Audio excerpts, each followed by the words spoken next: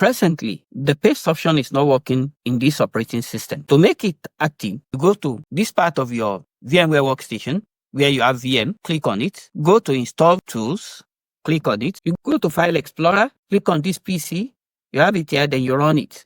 You can right-click, you double-click and run. So I'll right-click and run. So it has started to run. Click Next, click Finish. You must restart your system for configurations to take place. So click Yes. You click Control-Delete.